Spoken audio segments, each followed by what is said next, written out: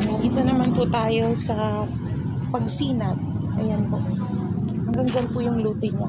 36 square meters po siya, kaya malaki-laki. Naka-sliding window na din po siya. Po yung loob. Yung CR, ginagawa ko sa inyo na bago na. CR po yan, nandito lang po CR niya. May ganyan na. Pag mo, ganyan na talaga. Kung baga kailangan mo kapapintura.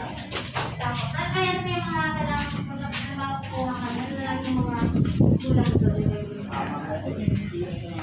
May access lang po dito. Ito po yung labahan. Ganyan po siya.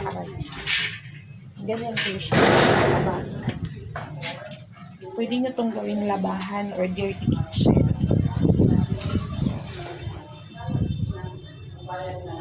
$36 square meters, floor and perimeter. Transfer Gcash. Very final weight na po namin yung documents. Ito naman po yung sila. Naka-love tiles na din. Inform na namin na pwede na mabulong sa Pag for reservation. Pero paano yung application nun sa pag-ibig ko? application. Sir, Basta kami tayo pupunta rin sila kapag Ang po yung mga sa pag-ibig ko na ESA, MBA. Ayun lang. o pagpapasa nung naman mga requirements, sila na bahala. Sa pag-ibig na tawag na namin sa'yo.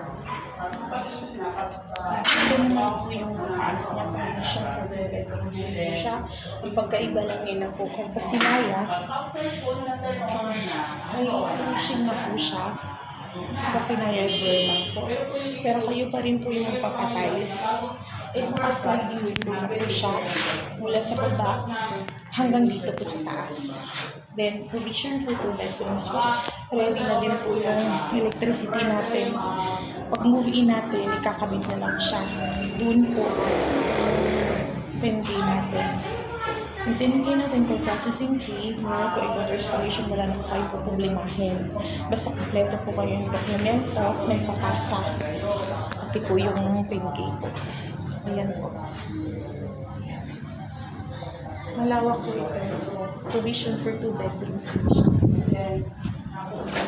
So, dyan. Naka-astrofoil po siya. Yan po yung taas na.